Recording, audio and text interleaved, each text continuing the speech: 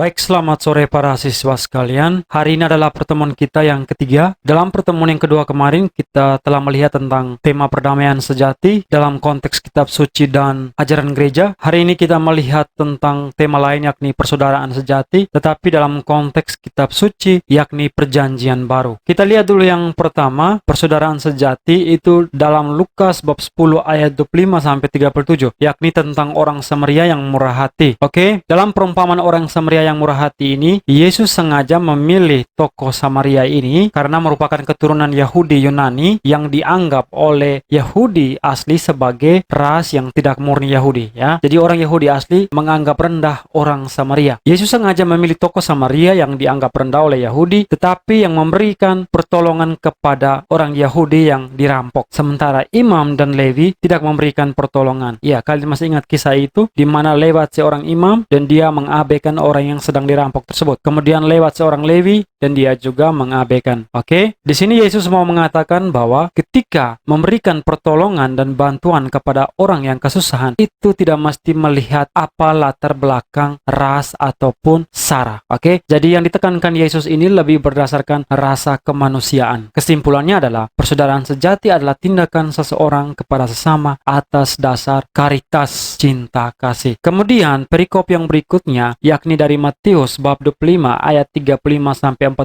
Perikop ini tentang penghakiman yang terakhir. Ini kita sudah lihat minggu lalu bahwa standar dari penghakiman terakhir untuk kita orang Kristen adalah kasih. Jadi seberapa besar kasih yang telah kita lakukan selama kita hidup, kasih yang diberikan kepada orang lain, itu menjadi standar penghakiman bagi kita. Jadi menarik kisah ini di mana orang-orang yang baik dan orang-orang yang jahat bertanya kepada Yesus, ya. Ini ketika orang-orang baik bertanya, Yesus pun menjawab, "Aku berkata kepadamu, sesungguhnya segala sesuatu yang kamu lakukan untuk salah seorang dari saudaraku yang paling hina ini, kamu telah melakukannya untuk aku." Ini dalam ayat 40. Sementara pada ayat ke-45, jawabannya itu terbalik dari yang ini, ya. Yesus menjawab, "Aku berkata kepadamu, sesungguhnya segala sesuatu yang tidak kamu lakukan untuk salah seorang dari yang paling hina ini, kamu tidak melakukannya juga untuk aku." Artinya, ketika kita menganggap yang lain sebagai saudara, artinya juga menganggap Yesus sebagai saudara. Karena ketika kita memberikan kasih kepada orang yang membutuhkan, disitulah Kristus hadir. Oke? Kemudian perikop yang berikutnya adalah Yohanes bab 14 ayat 27. Baik, Yohanes bab 14 ini berbicara tentang rumah Bapa, dan 14:27 ini tentang Yesus menjanjikan penghibur, ya. Jadi Yesus pergi kepada Bapanya dan dia menjanjikan bahwa akan datang roh kebenaran yang menyertai kamu hingga akhir zaman, ya, yakni Roh Kudus. Di sini dikatakan bahwa damai sejahtera kutinggalkan bagimu, damai sejahtera kuberikan kepadamu, dan apa yang kuberikan tidak seperti yang diberikan dunia kepadamu. Ya, kita tahu bahwa surat-surat Yohanes maupun penginjil Yohanes itu memiliki cara pandang terhadap dunia yang berbeda. Kita telah melihat di kelas 11, ya, bahwa dunia di masa lalu itu dipandang sebagai sesuatu yang berdosa. Ya, dunia patut dicurigai. Karena itu memang dilandaskan atas penafsiran Injil Yohanes ini. Injil Yohanes ini kalian tahu bahwa ditulis, ya, dalam bahasa Yunani, jadi sangat dipengaruhi oleh kultur atau budaya Yunani, dipengaruhi juga oleh filsafat Yunani, ya. Kenapa? Karena melihat satu hal dari dua perspektif yang berbeda, ya, dari sisi yang baik dan sisi yang jahat, seperti jiwa dan raga, ya. Jiwa itu dianggap sebagai sesuatu yang baik, sesuatu yang bersifat rohania, sementara tubuh bersifat duniawi. Oke, ini kalian lihat bagaimana hubungan itu, ya. Yohanes sangat dipengaruhi oleh kultur dan budaya Yunani dalam kepenulisan. Sehingga kalian melihat juga di sini ketika berbicara tentang dunia, ini saya akan mengesankan bahwa dunia itu identik dengan yang jahat. Di zaman Yesus, orang mengharapkan damai secara politis, yakni diusirnya penjajah dari negeri mereka sehingga tidak ada perang dan penindasan. Ya, benar, ya. Di zaman Yesus, di mana itu bangsa Romawi menguasai wilayah Palestina, di mana dalam kelompok Yahudi atau dalam masyarakat Yahudi itu timbul satu kelompok yang sudah kita bahas, itu tentang kaum Zelot, ya. Mereka adalah kelompok pemberontak yang ingin mengusir para penjajah Romawi. Jadi mereka mengharapkan damai secara politis. Jadi tidak ada lagi penjajah yang memeras mereka, khususnya membayar pajak kepada Kaisar Romawi. Oke, baik. Apa yang dimaksud dengan damai yang diajarkan Yesus dari kutipan Yohanes tadi? Yang pertama adalah pencapaian kebenaran dan hasil perjuangan serta pergulatan batin. Damai yang dimaksudkan Yesus bukan damai lahiria, tapi damai batinia yang berakar dalam kebenaran dalam diri Yesus. Jadi damai yang ditekankan Yesus ini lebih kepada relasi personal dengan Yesus sendiri, lebih kepada sesuatu yang bersifat rohania, batinia. Oke, jadi ketika kita berada bersama Yesus atau dengan Yesus, itu kita merasa damai. Oke, jadi rasa ketenangan hati karena orang memiliki hubungan bersih dengan Tuhan, dengan sesama, dan dunia. Ingat ya, relasi secara vertikal manusia dan Tuhan, dan relasi secara horizontal manusia dengan manusia dan dunia, kosmos, lingkungan sekitar. Damai sejahtera menampakkan kerajaan Allah, karena nilai-nilai kerajaan Allah adalah kedamaian. Kemudian, damai Yesus tidak meniadakan penderitaan dan dunia, tetapi diuji dengannya. Jelas ya, karena kita tidak bisa menyangkal bahwa kita berada di dalam dunia. Damai yang dimiliki para murid berasal dari dan dalam Kristus. Jadi kita sebagai orang Kristen percaya bahwa damai yang kita miliki itu berasal dari Kristus dan dalam Kristus. Yohanes bab 16 ayat 33. Semuanya itu kukatakan kepadamu supaya kamu beroleh damai sejahtera dalam aku. Damai Tuhan inilah sehingga setiap kejahatan dibalas dengan kebaikan. Matius bab 5 ayat 39. Ini pengajaran damai yang sangat radikal ya. Sebagai manusia biasa kita sulit mempraktekkan. Ini kalian lihat bahwa kalau orang menampar pipi kirimu, berikanlah pula pipi kananmu. Artinya di sini Yesus menolak setiap kekerasan dalam pewartaannya. Baik, pertemuan kita hari ini sampai di sini, dan sebagai akhir ada penugasan. Saya meminta kalian untuk mencari bacaan-bacaan atau perikop-perikop, maksimal 5 perikop atau 5 bacaan dalam kitab suci Perjanjian Lama yang menjelaskan tentang persaudaraan sejati, dan gambarkan secara singkat isi atau inti dari bacaan tersebut. Oke, dikumpulkan dalam aplikasi psikologi paling lambat jam 8 malam. Tugas ini wajib dan harus dikerjakan karena ini semester penentuan. Baik, terima kasih